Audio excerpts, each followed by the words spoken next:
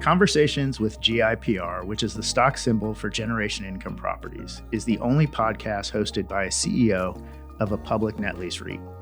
While there is plenty of information and analytical data to help you understand the net lease REIT sector, I take a look at what it takes to grow a company and ask our guests some of the tough questions on how they did the same. If you're interested in learning more about just what you can find in a spreadsheet, Conversations with GIPR may be for you. David Sobelman is the CEO for Generation Income Properties. All opinions expressed by David or any guest of Conversations with GIPR are solely opinions and do not reflect the opinions of the company. Any remarks in this podcast, other than purely historical information, may include forward-looking statements and as such are subject to the risks and uncertainties that are discussed in our SEC filings, and actual results may vary materially from those suggested in any forward-looking statements. This podcast is for informational purposes only and should not be relied upon for investment decisions. My guest today has shockingly agreed to be a part of our podcast. To give you a sense of how far above me he has 3 academic degrees, inclusive a Doctor of Business Administration. That's a DBA to the layperson. And he's honorary commander of MacDill Air Force Base, aka Central Command or CENTCOM. And for those not in the military, that's where all the wars and invasions are planned. So he's so accomplished that he currently holds one of the most esteemed roles in a city that actually plans to have pirates invade it each year. There's a lot to live up to when you're intimately involved in growing a city where Ray Charles got his start. And if you're into sports, you may want to live somewhere with multiple Stanley Cup championships, Super Bowl wins, one of the best baseball teams in the country. And when your city is named one of the best places to live, best places to work, is it best places to retire? It has been, yes. Yeah. And one of the best real estate markets in the country. And it's all the same place. That doesn't happen by accident. So you need superstars to make that happen. And please help me welcome to the Conversations with GIPR from the Big Guava, the lightning capital of the world, the Cigar City, and Tampa Bay. Dr. Robert, do you prefer Bob? Bob. Dr. Bob Rohrlack, President and CEO of the Tampa Chamber of Commerce. Geez. Boy, you just did the Chamber of Commerce commeral. I think we're done. That was good. We're done. Yeah, wrap it up. We're done. Like, That was very good. How do you sleep? Usually I'm exhausted. So yeah, it's a lot of things going on in a lot of different lanes in this region. And it's fun to be caught up in the tornado of all of it. Is that what you call it? Oh yeah. Is it? Yeah. It's a tornado. Sometimes it's a scrum. Right. Sometimes it's a sprint. Sometimes a marathon. But it's right. A lot of fun. Tell me what role the Chamber has had over the last 10 years to have Tampa be what it is today. Because I talk to people literally all over the country, around the world occasionally. And they ask me where you are because you don't know where someone is on Right. video anymore. Right. And I'll say, I'm in Florida, and I'll stop there. And they're like, where in Florida? And I'll say, I'm in Tampa. And they'll say like, oh, we love Tampa. Right. And that wasn't the case 10 years ago. Right. So what happened? Yeah, it's funny you say that because when I started at the Chamber 15 years ago, it was a lot of, well, I've been to Miami. Well, I know Miami, or I've been to Disney World. And it's like, okay, come see the rest of Florida, and come to Tampa. So I think this is a decades-long overnight success. It's through a lot of focus of we know who we are as Tampa. We want to bring in some tourism. We want to bring in some conferences. We want to attract new business. We want to grow organically with startups rising up to become economic powers. How do we keep all those things going? Let me interrupt you. Sure. Politely interrupt you. When you say we know who we are, what does that mean? We knew that this is a town that has had a lot of immigration. Right. But it's still, there's a uniqueness here with a great airport, a great seaport, higher education, close to the beaches, easy access to get around to other Florida nature things to be a part of without having to be branded to something we want to be. Let's just be who we are. Mm-hmm. Years ago, the moniker for the town was Tampa Bay, the climate is right. And it was the climate is right for sports. The climate is right for higher education. The climate is right for manufacturing, for distribution, for tech, all those things. And we don't want to be a one thing town. We want everything to be able to mix here. And that became our unique identifier, is elements of all of it are here. When I used to work at the state level in economic development, we talked about how Tampa Bay has every element. No other part of the state has that. So how do they keep that mix to where it can be a primary attractor for a high-tech company that wants to be here, but it also for their employees who want to be in this market, who enjoy the outdoors? You've got the outdoors here. You can do different things. Or if you want the major league sports, they're here. Mm-hmm. So it's all the elements together to create that crock-pot kind of success that's working. And I think that's the identifier that people are saying, okay, how do we keep that plate spinning strong? This plate's a little wobbly. How do we get that plate spinning faster? And working on those issues all together, this is our one lane of who we are. So all of those things that you mentioned, everything, the climate, so to speak, the all-encompassing climate has been here prior to 10 years ago. Right. And I'm just using 10 years as a number, right, because it seems like it's taken off in that period of time. Mm-hmm. So what was the driver of someone saying, or Tampa saying, we need to have a lot of more focus on all of these different aspects? Yeah. It was about 10 years ago. We're in year 8 of our 10-year vision plan. But about 10 years ago, we were trying to figure out, what do we need to be doing today focused on where we want to be down the road? So they found you because you didn't live here. It's not me. Tampa isn't Tampa because of me by any stretch. But there was a lot of, let's stop worrying about what we think our competitors are doing or what we're not having here. Let's identify what we want to be and then back plan. Okay, if we want to be there, we got to be doing this today. Like if you're going to go on a long road trip, you got to pack, you got to gas up the car, you got to, get ready.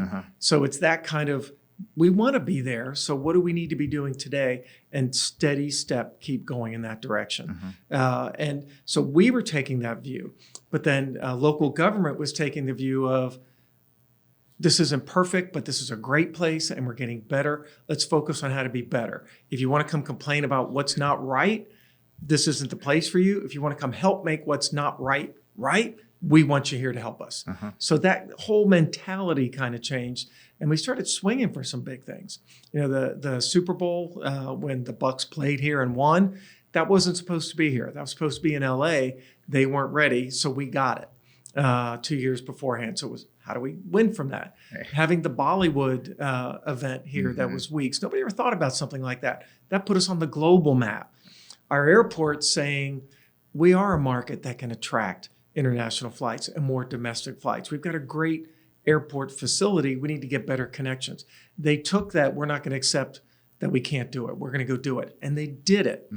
We were seen as an organization at the then Greater Tampa Chamber as it's just a networking social place. They're not really working on things. So that's not who we want to be. Yes, chambers need to connect, but we need to start working on the issues in the community. So we took that view and started to work long-term, being steady towards those accomplishments. And that Midwestern kind of work ethic. Very really synonymous helped. With Tampa. Right. Yes. Really helped. And I met with some people who are considering moving here yesterday, and they said, this is a place everyone's been welcoming. I said, there's a strong multi-generational part of Tampa, which is great, brings a lot of history and connectivity. But there's also a very large moved here from somewhere else part of our community. May have been the previous generation, maybe the current generation, but a lot of new. And we got to work on this together. Just so our listeners know, I didn't ask you to plug the word generational, which we use constantly. that was maybe was subliminal. It worked. but it's helping with that. Right. We have a young professionals group at our chamber called Emerging Leaders of Tampa Bay. And it's for 21 to 35-year-olds. And I tease them all the time because I worked at the chamber previously, and I was in that demographic, long time ago, but I was in that demographic. Right. I wasn't allowed to go into the boardroom during a board meeting. Now, the chair of Emerge is on the board. Right. So it's like, come help us be successful. And the view is, okay, you young professionals, you 21 to 35-year-olds, wanting to grow your career, wanting to be a part of steering where your community goes, you're going to inherit all this. So come help us make it better for you when you do take over and are running things. So it's that view of, we don't have all the answers. We have some of them. We had identified some of the problems. Let's figure out what the answer is and work towards that. And that mentality, it really has helped Tampa and Tampa Bay be more of a, this is who we want to be. We know who we are.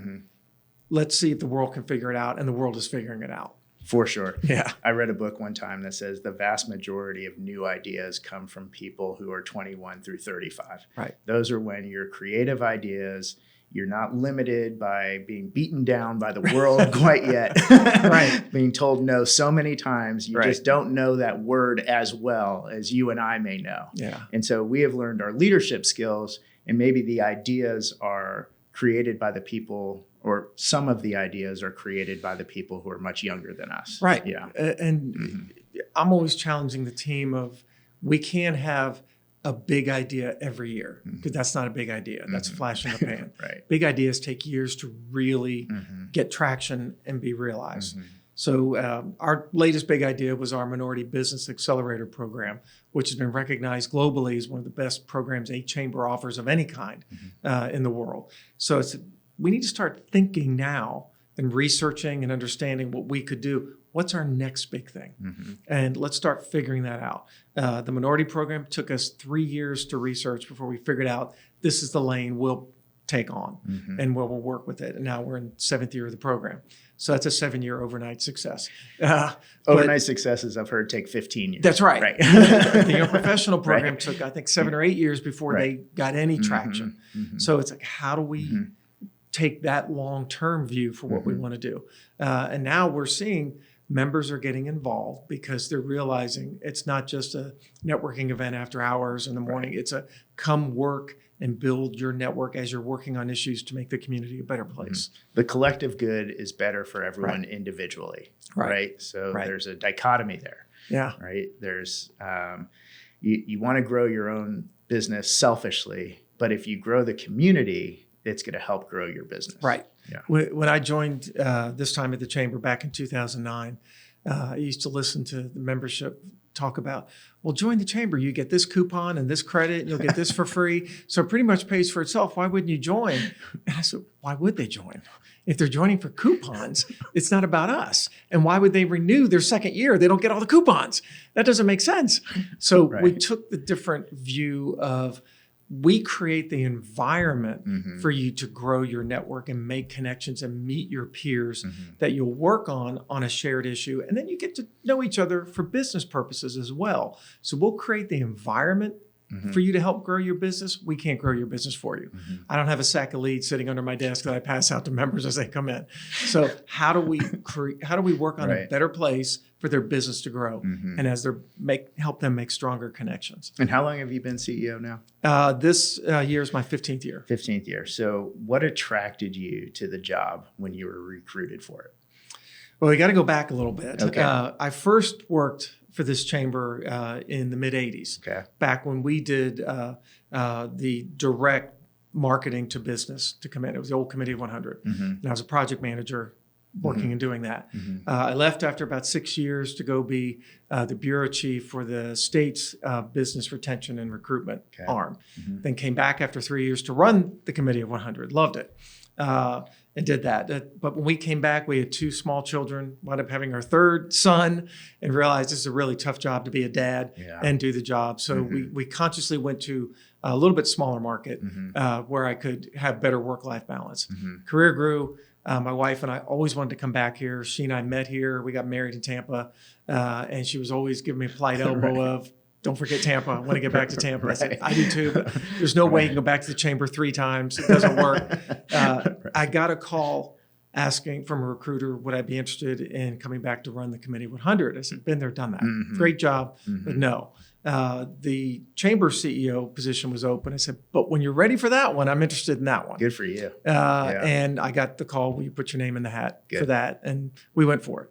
And it's been a great experience. Got here just in time for the recession. Right. Lived through all of that. I speak about that all the time. I say regularly, like I literally had nothing to work on then. There was just nothing happening. Right.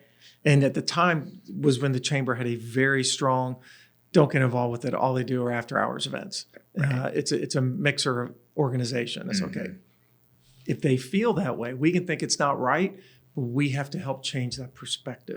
How do we do that? So we took a pretty painful step backwards and did some reorganizing.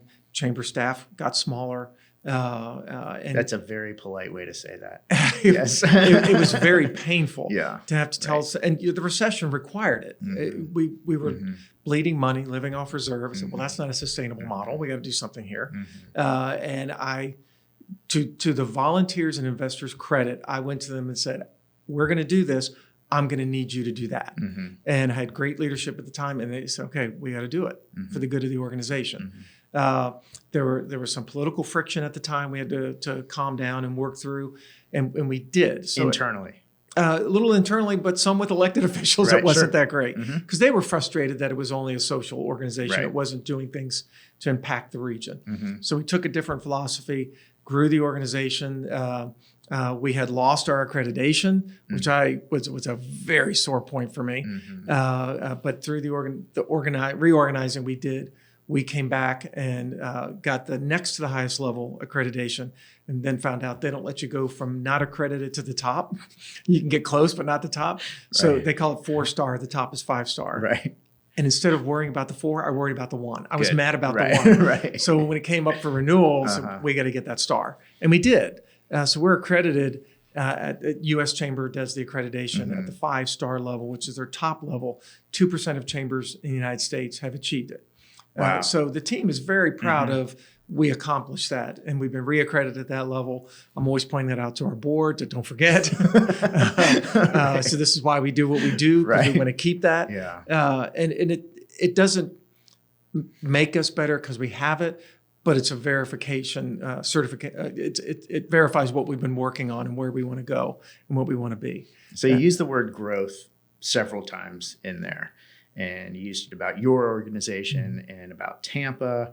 And what I'm really interested in hearing about is your front row seat to see companies that grow within Tampa, because that's part of your job. And we'd love to hear more about that. We look at it as our job is to partly make Tampa Bay primarily focus on Hillsborough County, but our economy is regional, so we take a regional view. But how do we help gen the economy to where businesses can succeed, like helping the airport attract more flights and tell our members. Number 1 airport in the country. Number 1 airport, the only airport with a giant flamingo. But telling our members, we want to focus on adding more destinations so you have more markets to go to so you can be successful. Because if you're getting more business, you need to hire more people. Hire more people is good for the economy. So that's part of making the product better. But then how do we help our members with skill development, understanding the trends we're seeing and what's going on, so they have a more intelligent model to go with. And then it's understanding, members, what are the issues? What are you seeing? How do we work on that? And so, and we take that long-term view on it. Workforce development is huge. Everybody's struggling to find good talent that they can afford. That's a challenge. I'm sorry, I'm interrupting you. Yeah, that's a challenge here in Tampa. Very much so. So we have been, for lack of a better phrase, called like a high finance company, Generation Income Properties. We're publicly traded. We talk about money and different security stuff, and so there's a very small pool of people who do similar things that we do, from both a real estate perspective and just overall capital, just money in general. And so we all know each other for the most part. Rarely do I not know someone who touches securities and lending and everything that we do. And so how does that change for Tampa? Because I'm meeting new people occasionally that are in our realm, but Tampa hasn't been known as that place. Going back, no. But as Florida continues to be a high destination state, our region is attracting a lot because we're seen as, even though Tampa's been here and it's, it was started as a port city, it had the fort, all that going on, as it's a young town that's active and growing, and there's a vibrancy that it's the beehive buzz kind of a thing going on, and people want to be a part of it because there's so many of the elements that are within reach as you're here in Tampa. So it's working to help spread that word, which we work with a lot of different media groups around the country that are doing research and looking at areas, working with the consultants so they know as they're reporting on what's happening, but helping our members have a story so when they go out of town and they're talking to their either business associates or peers at conferences, that they're able to talk about not just, oh yeah, it's a great place to live, but they have information they can share and they can use. But so it's that, how do we bubble it up from beneath so it's growing and natural, and it's not, again, flash in the pan, it's that sustainable with what we can do. And a lot of just meeting with our members on what are your needs? How do we help you? Are we targeting a certain demographic? Are we targeting a certain educational background, income? What are we targeting? Yeah, there's a couple different avenues. They're the industry sectors that are targeted, but then young professionals are a big target that have some skill set and a little bit of experience that they can bring to the market. So not new grads. Right. Yeah. But we're also seeing there's a lot of that. You may need a certificate degree or some training. Doesn't have to be a 4-year degree. That how do we, and that's going to be ginned up locally. That's not something you attract in. That sounds tech focused. Is that right? It can be tech. It can be in the trades. The need is desperate in all those avenues, and everybody's seeing it. Yeah. So it's like, okay, how do we focus on that here? And that's where, being the connector of the chamber, how do we connect those training facilities to our members and go, okay, they'll develop a customized program for what you need. So if you think somebody can fit your culture, they'll help you with the need. And here's how it works. You can get reimbursed for their salary while you're training them. And our members don't know these resources are there. So it's just helping with that connection quite a bit of, again, taking what's here and elevating it up. Because there have been a lot of reports how the wealth gap is getting wider and more significant. And we've got to address that, because usually when the wealth gap gets so wide, eventually the correction is a very painful correction for everybody. What's the analogy there? It's those that have and those that don't, that are struggling. Like, we talk about how the housing market, how tough it is, that people with a good job are struggling to be able to afford a house because it's just getting expensive. Is your son a product of that? I'm sorry, we're going to disclose this right now. So for our listeners, Dr. Rohrlack looks very familiar to some of you because there's a younger version of him that is very much in our company. Bobby, his son, is working for us. And actually, really not just a product of home affordability, because he just bought a house. I hope he doesn't kill me for saying that. But also, he's a young professional. He makes a good income. He's, kind of wants to be here in Tampa. Those all didn't exist that long ago. Right. Yeah. We were known for a while as smart young people get educated here and leave. They don't even consider here because there is an opportunity. And now they're realizing, holy cow, there is a lot of opportunity. And there's always that, young people getting close to graduating, get a lot, if they're from here, we'll get that yearning of, I want to go see somewhere else. And everybody I had it where if wanted to just go see somewhere else, but then wanted to be back. And so we're seeing that migration coming back, which is great. When do you think that started?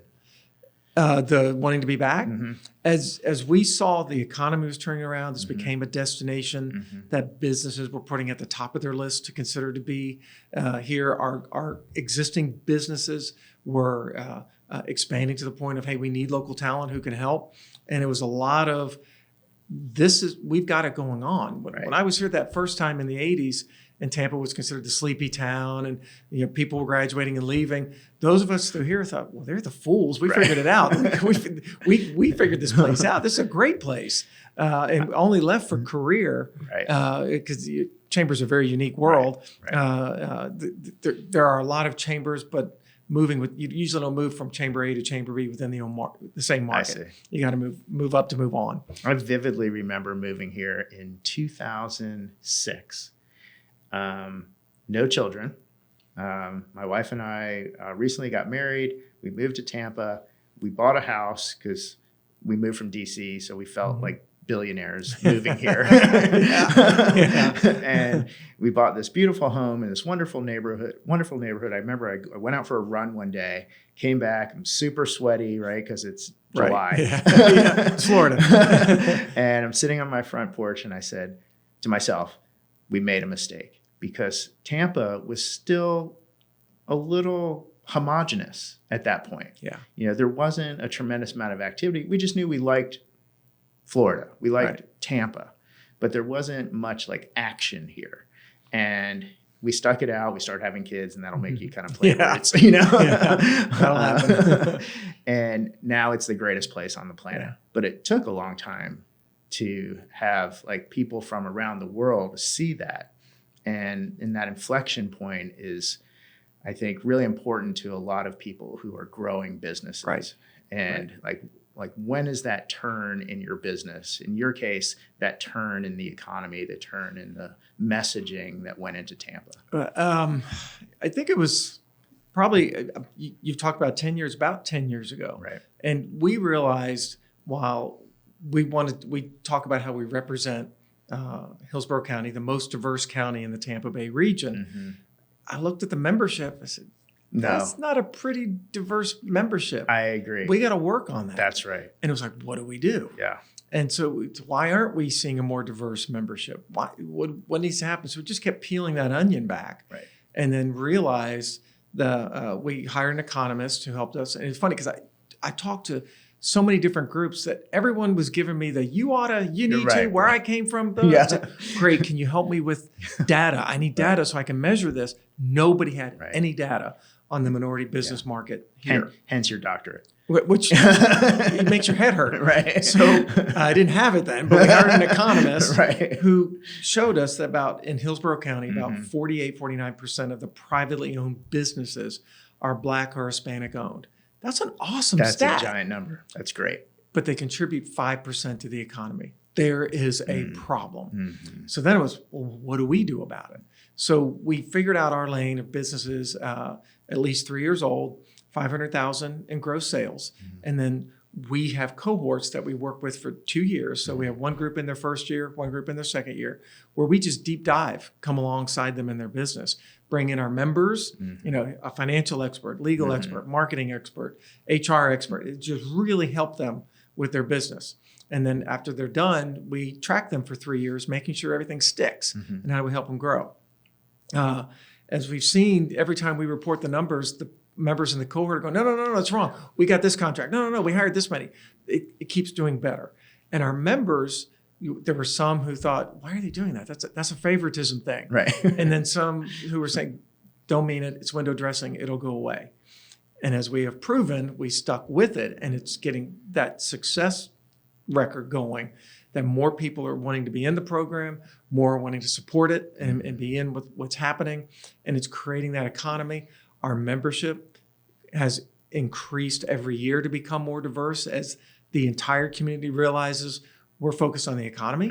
And then other organizations came to us and said, we realize we need to be doing this too. We need to be more focused. Tell us about what you did and how you did it. Right. Now we have other cities from around the country doing their benchmarking trips coming here, and every one of them want to know about that program. Do economics drive culture or vice versa? Yes. I think it's both. As we all saw in 2020, that there were some very conscious, proactive steps that need to be made on social justice, social awareness. Great. We focused on, we want economic empowerment, because if a business has their own economic viability, then they have political voice, then they have influence voice. So how do we help minority businesses grow? And that's been a big success for us. We've seen other organizations do it different ways. We're focusing on We want to see businesses grow. Mm-hmm. That is more sustainable. That is where 10 years from now it'll be completely different than it is today, because we're coming in this together as a community. Yeah. How does that happen? It's patience. Yes. Tremendous patience. That's hard. It is very hard. Yes. I got turned down twice trying to get the money to do the economic study. Mm-hmm. And Which cost how much? Are you allowed to say? This is a while ago, but Okay. then it was about $65,000 Okay. to do the economic study the way we wanted it done, Mhm. very deep. Mm-hmm. There are a lot of sources out there, but it was getting all that information together, Right. looking at the trends of the information, and then calculating this is the future trend as Mhm. it goes. Mm-hmm. So it's really been a lean in focus, but there was concern. That's a very politically sensitive issue. If you lean into it, you're going to be criticized no matter what you do. That's going to happen. We need to do what's right. And Is that part of your role? to what? Be a politician? I ask that very respectfully. Yeah, small p politics. right. Yeah. Navigating through Okay. how to work on things. Yeah, it's a big part of it. Navigating is a good word, and it's used a lot when you get into these complex scenarios Right. because of the politics in it, Yeah. right? Like Yeah. you have to know the culture of someone, Right. you have to know the culture of some organization, and those are two separate things. And then you want that person to possibly buy into the culture of the organization because that's set by leadership. Right. And so how do you kind of work in the community by small p politicking to kind of advance the mission Mhm. of the chamber and in Tampa overall? It's been the hardest thing for me because it's Right. patience. And I will take a long time. That's why startups take 15 years. Yeah, to, yeah, right. Yeah, Right. right. I'll spend a lot of time thinking through, okay, Uh-huh. here's the issue. What am I going to do? What that? But once I figure out, okay, here's the strategy, I want it done yesterday. Right. And that's where I have to be more patient Right. with it. But if we see something that we're going to want to do, it's a lot of advanced socializing. Mhm. And we talk in the chamber about we're going to announce this effort this way because in 6 months we think we're going to do that, and that in 6 months can stand on the foundation of what we're going to say today. Mhm. So it's that continuum build. Mhm. And that's part of how we came up with our 10-year vision plan of we want to be there in 10 years. So by year 5, we've got to do this. Well, if that's year 5, year 4, you have to do that. Mhm. And it's just trekking it through. So this year is year 8 Mhm. of that 10-year plan. And it's okay, here's where we made progress. Here's where we're a little behind. Here's how we need to keep focused. And we always thought that would be a vision plan to get us through that catastrophic hurricane event. We're in Florida. Right. I say that all the time. They're like, "Oh, how can you live there? There's hurricanes." I'm like, "Yeah, I've lived here my entire life, except Right. for a period of time." That's right. It's just part of living here. Please help me identify the perfect climate year-round place that never has any weather event, and we'll figure it out, and we'll all go there. Right. Right. But and you adjust Right. for what you've got. Right. But it was just working through that. But it wound up being the plan that guided us through the dumpster fire of 2020. Mhm. From an organization that was created to convene and gather people to overnight, nobody can be in the same room together. It's like, So- what are we going to do? Right. So how do you measure success for yourself for the chamber? Let's put the chamber first. Mhm. How do you measure success? Is the mayor calling you up and saying, "Dr. Rohrlack, we need to do X," or are you saying like, if we have 1 billion people here, then we're a success? How do you measure that? Yeah, from external, it's are we getting interest in what we're doing, Mhm. whether it's the programming or to be a part of the organization overall. Mhm. Internally, and how I measure my success is how is the team doing? Mhm. Your team. The team of the chamber, Yeah, the employees I work Mhm. with. Mhm. I use the analogy of the old West locomotive train that has that point on the front of it. I said that's called a cow kicker. Right. And it was to knock buffalo or cattle off the track so the train didn't derail. And it's angled, so it throws them. I didn't know that. I said, I'm the cow kicker. My job is to get the obstacles out of the way for the team because they are barreling down the track behind me. Right. And when we hire someone Mhm. who we have, depending on what position, people who are looking for, do they have a skill set that we Mhm. need? And then when I interview them, I'm saying, do they fit our culture for what we want and who we are? Mhm. And if those two marry up, that's the person we want to bring on board. Do you have core values? Oh, we do. You do? Can Absolutely. we hear about those? Sure. We talk about ours all the time. Yeah. Right. And it was, Right. and part of putting the plan together, Uh-huh. the mission is to serve our members and enhance our community by building business success. Mm-hmm. So members are successful, they get more involved with us. And we're always telling the members, you may be the point representative for your business, but your entire business is a member of the chamber. Mm-hmm. Who else from your company do you want to plug in for what we're doing and where we are? Mm-hmm. But being an inclusive organization, committed to excellence, committed to integrity and ethics, and I'm blanking out on one because you put me on the spot. I'll blurt it out later. But we'll dub that in. Yeah, but it's been that holding each other accountable for what we do. You know, when we all went, everybody worked from home, and then it was trickle back to the office. We still have a very flexible in the office schedule for the team because we have staff. Some live in Pinellas County, some in Pasco, some way down South County. So they're coming from a great distance.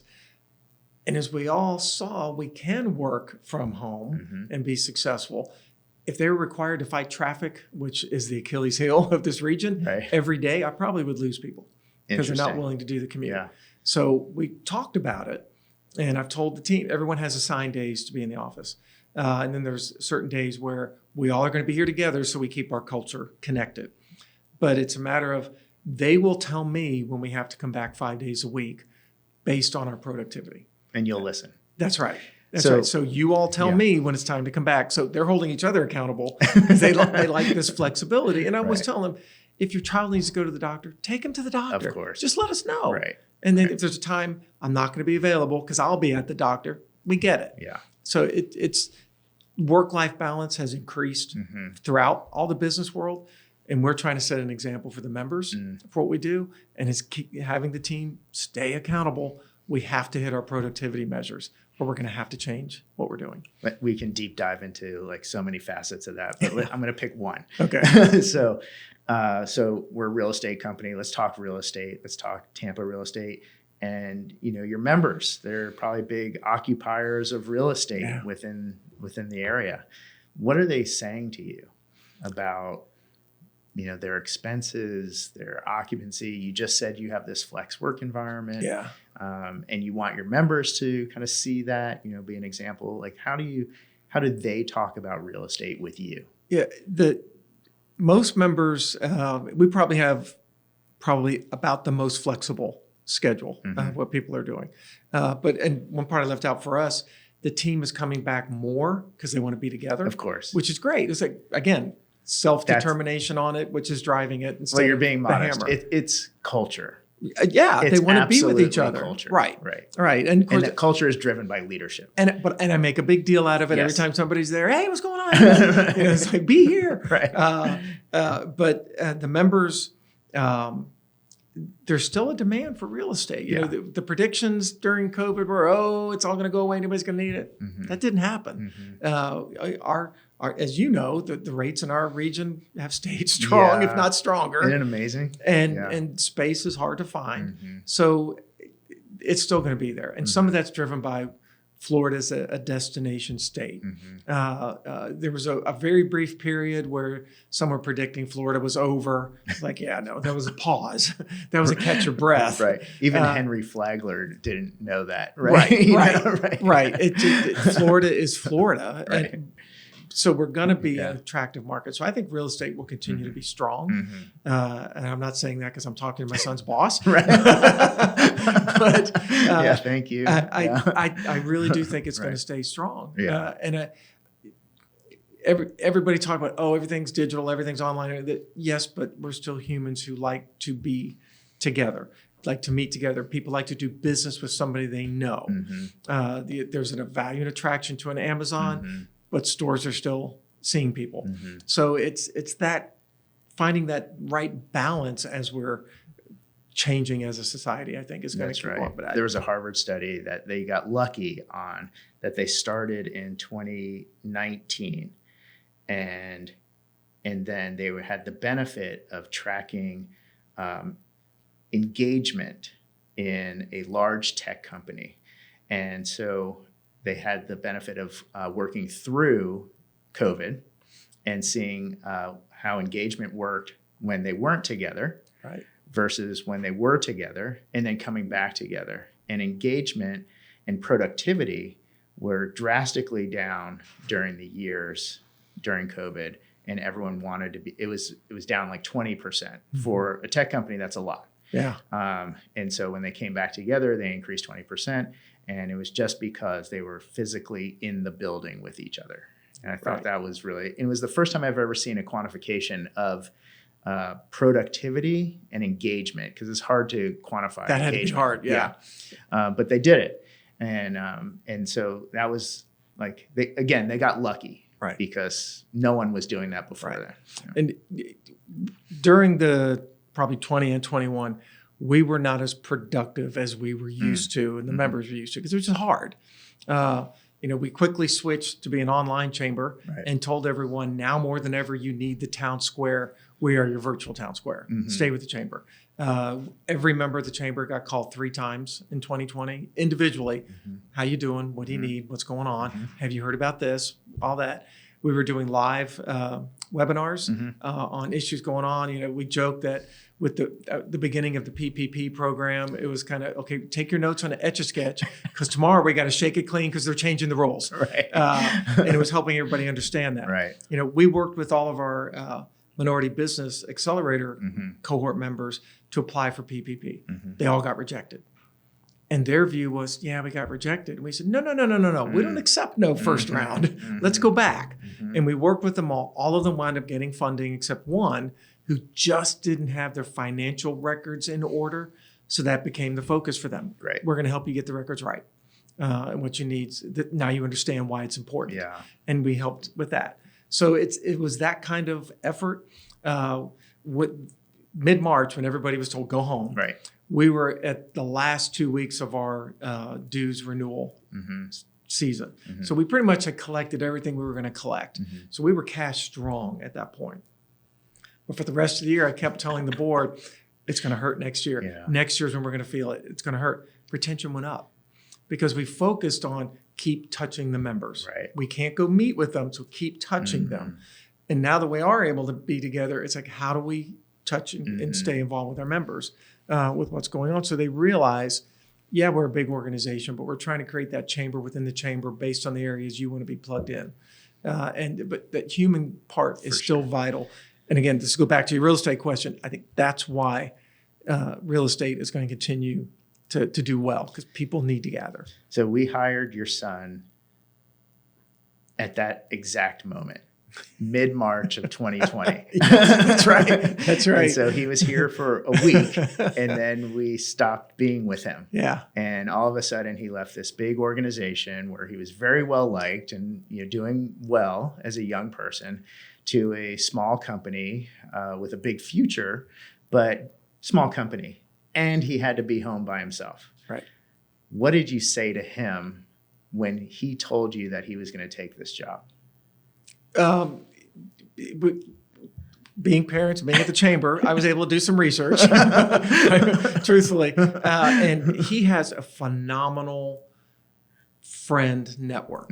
I mean, truly, I'm very proud of how he has had that friend network. And they're all really great people. And just so everyone knows, that's how he and I met. Right. Through That's his right. friend network. That's right. Right. So it was, well, what do they say? What are they telling you Right. about the company? And then, okay, that's good. I believe you. But then I would ask them to his friends that I know and I'm friends with, like, so tell me about this. Tell me more. A lot of questions about you. It's like, okay, all right, this is good.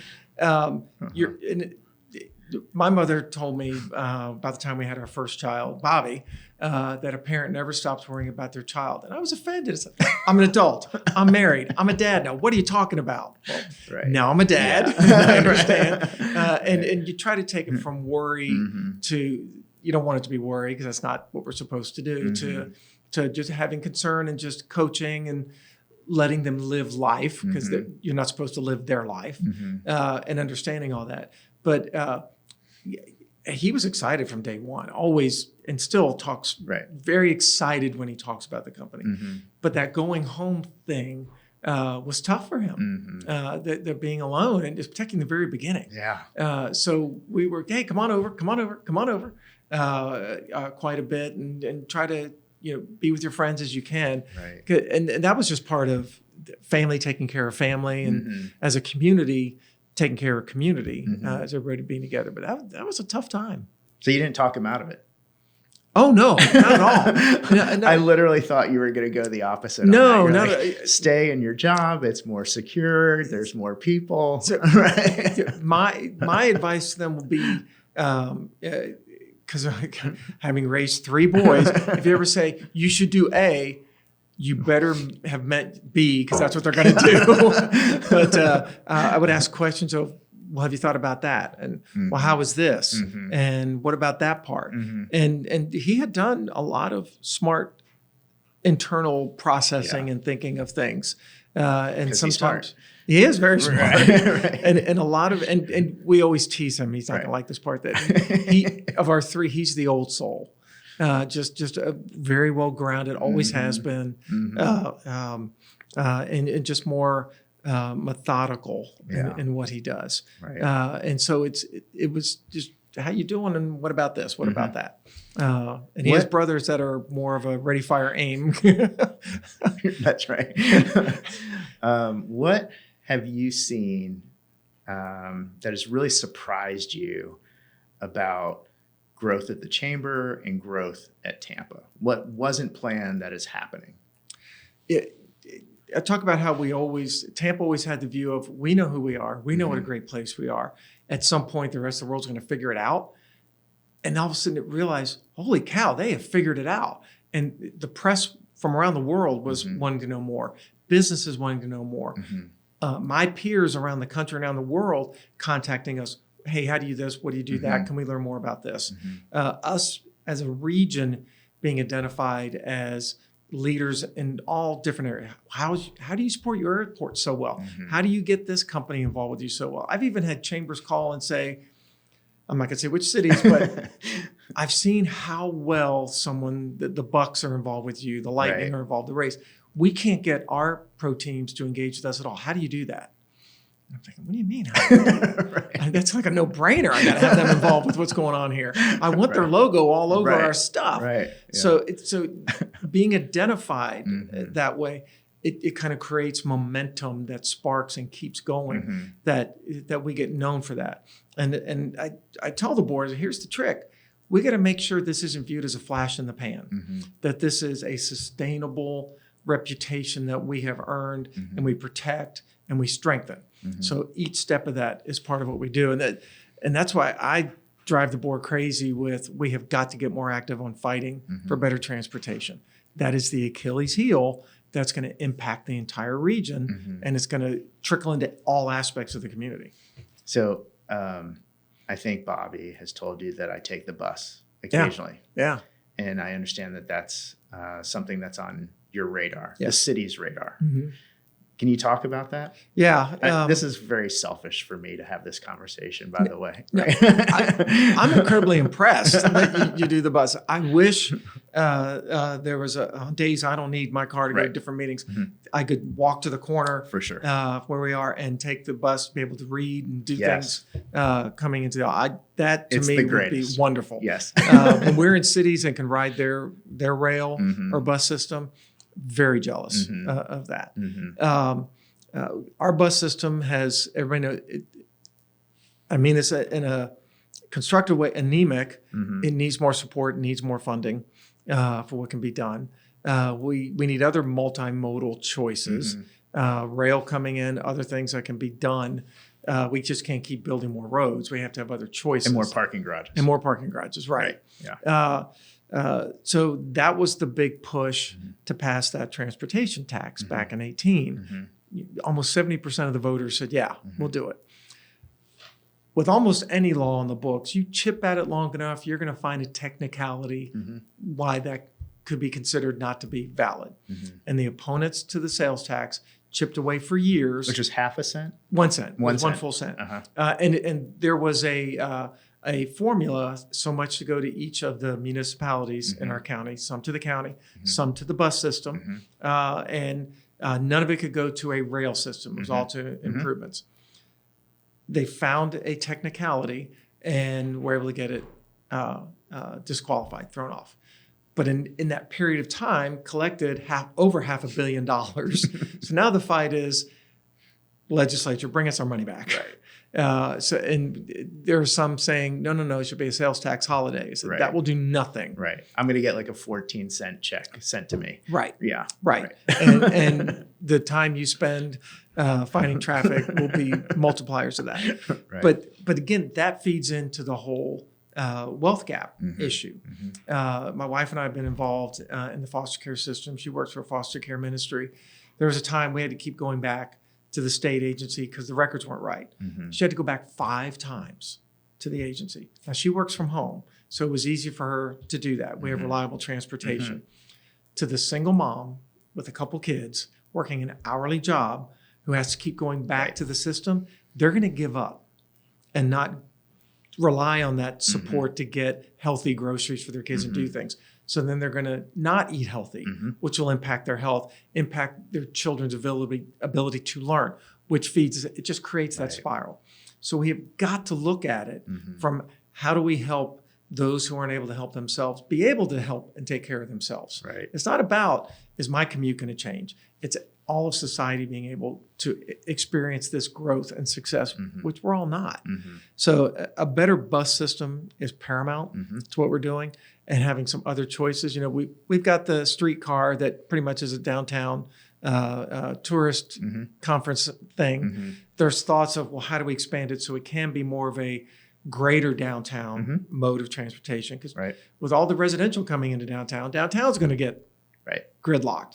So what do we do? Also, the tram at the airport that takes you from the main terminal to the economy parking and rental car. How can that be expanded into the West Shore area, the second downtown? Help with that.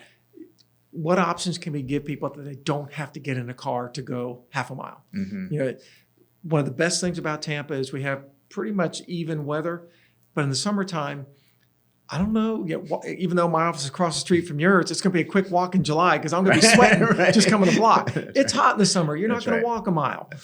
So we got to figure that out. And at some point, those who are funding better transportation have got to be held accountable. Then where's your solution? So you're essentially an ambassador to Tampa, especially as you travel around the world and the country and you talk about our city, our area. Would you consider yourself an introvert or extrovert? Professionally extrovert, personally introvert. Yeah, that's a real thing. Yeah. And I think a lot of it is because I have to be on for work all the time. By the time I'm home, it's like, I'm tired. I just want to do some reading, catch up on the things I can do. But I am married to a full-time sociable person. So I've had to learn to, you got to be patient. You got to dig a little deeper and respond and be available for that, because that's how she is fed. So it's important to do that. I just finished a book called Quiet. Susan Cain is the author, and it talks about the power of introvertedness and how many strong leaders are really introverts. And they put on a persona. Could I say that with respect? When they have to turn it on. When you have to be in front. You have to say the message, because if you're your introverted self, you won't be productive when you need to convey information, when you need to talk. But some of the best leaders are introverts. Being at the Chamber of Commerce, we find the silver lining in anything. So the plus for me in when I'm dealing with the traffic in Tampa is it gives me time to have the radio off and be thinking through and get that quiet kind of recharge. Okay, I'm going from having 2 meetings in the chamber where I had to talk in front of groups. Now I'm driving across town to present to a group. I'm going to have to be on there. Here's my recharge time for what I do. Other than transportation, and we'll finish with this because you're so generous with us right now. What's our biggest challenge? And what would be like industry commerce challenge in Tampa? How do you define that for us? And it's kind of the arc of my career. When I first got out of school and started attracting business to either this region or doing it at the state level, Tampa or Florida sold itself on. low taxes, low wages, low cost of living. This is where you want to come. You can transfer people here, not give them a raise, but their take home will be an increase. It'll be like getting a raise. No personal income taxes in the state constitution. We're not going to vote to personal income tax ourselves. That's never going to happen, no matter how bad things get. So that's that. But because this has been an attractive state, we are not the cheapest location. We are not the cheapest cost of living, cheapest wage state. So we have to realize we have to be the best quality, best productivity location for what goes on. That's a completely different element. And that's where you, again, get into the education level, the certificate training for trades, all of that going on. So how do we keep that part of the workforce here? I gave somebody a measurement. I stopped by Home Depot yesterday. That's not a shameless plug for them. I should have said a big box. And or Lowe's. And or Lowe's. And day laborers, there are probably about 30 folks waiting for day labor to be picked up. At what time? It was a little bit before 8. Yeah. Which is pretty late for that. It is. And there were a lot of people still in the store getting their supplies for that day, but still there was that going on. It used to be single digit, and now we're multiples of tens going on. So there are people who are really struggling, hoping to be able to succeed and get that American dream here. And Florida's the shiny place. Oh, their economy's so great. Move there, move there. Right. It's not that simple. When my family moved here, my dad was a disabled retired cop. We moved from the Washington, D.C. area, and he made a life for us. And my mom wound up going back to work as well. They did that. They were able to because things were growing and good. It's different now. The rising tide lift all boats is not our economy. No. It is different. As your boat rises, you need to hook to another boat and empower them to be able to have opportunity, not give them opportunity. Life, liberty, and the pursuit of happiness, not guaranteed happiness, you pursue. And that's what we've got to get back to realizing. If we're all not doing well together, then we're all paying for that not doing well together. How do we fix that? That's right. So the cost of living is getting expensive. Housing, as we talked about, is really a problem issue. Right as the market exploded, we started saying, well, maybe we'll think of getting something different. And we saw what was going on. I said, never mind. We're here. We're just stay put. We're happy. Life is good. That's great. So how that balance comes up is going to be a tricky issue. And I was at a meeting at the U.S. Chamber, and we were talking about workforce housing. This is in D.C. In D.C. Right. And I asked them, who in the United States has figured this out and is making progress on this issue? And they paused and looked, and I said, nobody. Right. I said, okay, so it's not an us problem, it's an everybody problem, but how do we chip at it and start to make some progress with it? And it's that kind of, that's how you make success. There's no magic pill solution. It's that incremental, build on the success you had before to get more success. It's a policy change. Right. Yeah. Policy and just, again, holding accountable that any development that's coming up, does it have a workforce housing element? Not affordable housing, that's being worked on, the workforce housing side. Right. How do we have elements of that so we can all succeed together? Yeah, that's great. Dr. Rohrlack, thank you so much. Sure. And you could call me Dr. Rohrlack. I'm Bob.